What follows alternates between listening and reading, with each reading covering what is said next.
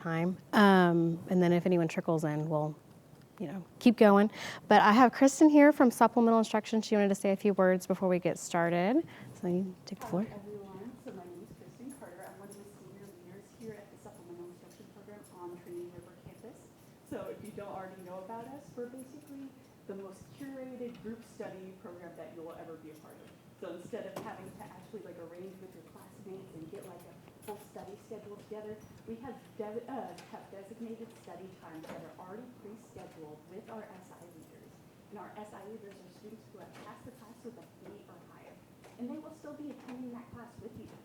So they will see exactly what you're going through and actually be there to create a curated little study plan just for y'all. And they have designated study times where y'all can meet up and actually collaborate together. So that is what we are. Please stop by our office up on the 4th floor at Terraria. We have QR codes posted everywhere on campus with our study schedule. So thank you so much. Thank you. Hello, my name is Michael M. Beaver. I'm a counselor here at the Trinity River campus. I'm one of 3 housed here. We serve all online students and Trinity River students, and we are located on the 1st floor. Today, I'm doing a presentation on adjusting to college. So if you feel like, this has been a little bit of a rough transition or things have been challenging, transitioning from high school to college, we're going to talk a little bit about how to make that an easier transition for you. So just to give you an idea, when students were surveyed, this is how they said that they were experiencing the transition from high school to college. These are the areas they were least prepared for, with the majority being their academics. And then in second place, the social issues, life balances, and then the financial aspects. One of the things that they said they were most surprised by when transitioning to college was how much studying was required in college versus high school. So we'll talk a little bit about that as well. So today I'm focusing on the mental health aspect of adjusting to college and what an important role that plays in your transition. So college is not just about academic success. It is a journey of personal growth, self-discovery, and building the foundation for your future. So here you make very important connections with other people, career connections, life connections. You might meet your spouse in college. It's kind of the jumping off point for the rest of your life. So it's really important that your mental health is in good shape so that your journey is successful. So let's talk a little bit more about mental health. It's important because it encompasses 3 parts: your emotional, psychological, and social well-being. It affects how you think and feel and act in various life situations. And the transition from high school to college itself can be a great source of stress and anxiety. So we want to make sure that our mental health is being taken care of so that that stress isn't so profound. Starting college is a significant life change for a lot of people. You're leaving your home typically, or you're gathering greater responsibilities in life. You're kind of making that jump from childhood to adulthood. You're on your own typically, and then so we want to make sure that life change is being handled with the most care. You'll face new challenges, responsibilities, and opportunities, and your mental health is going to be the main influence on how that transition occurs. So that being said, we want to take care of ourselves, right? We want to take care of our mental health. College is going to be a little bit of a roller coaster. Sometimes it's going to have its ups and its downs, its goods and its bads.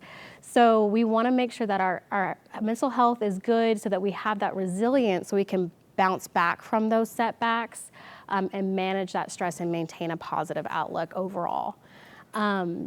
Mental and your physical health are interconnected.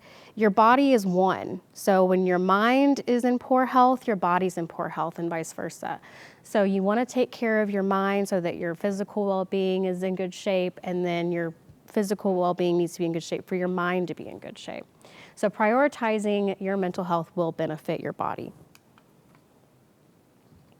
So one of the major, or at least I think one of the major components of a successful transition to college is time management. because in high school, a lot of that stuff was kind of taken care of for you. In college, it's up to you. It's your responsibility. So we want to have good time management skills to be academic, successfully academic. So with time management, if you have good time management, it'll enhance your academic performance, but also reduce stress. And it also ensures that your college experience is well-rounded, that you have time for the social aspects of college as well as the academic aspects. So a game plan for effective time management. I put a picture of Ron Swanson from Parks and Rec because I love his quote, which is, "Don't half-ass two things, whole-ass one thing." So prioritize what's important, focus on one thing at a time, set realistic goals to ensure that your plans are achievable within that time allowed. Review and adjust regularly your goals so that you are being adaptable with the flow of what's required of you. Make a to-do list of your daily tasks, your assignments, and your goals, and then identify the most critical tasks and tackle those first. So part of mental health resilience is seeking support when necessary. It's a sign of strength to reach out to others, not weakness. I know that it can be a stigma against reaching out when you need help mentally, but it is a sign of strength.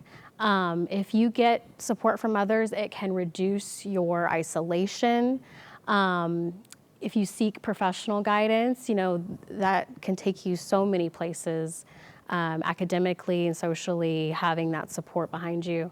You can find it when peer support in clubs and organizations from your friends, people that are interested in what you're interested in, what you're studying, your family and your friends. There's also campus wellness programs, attending workshops like this. That's a version of seeking support, and then online resources.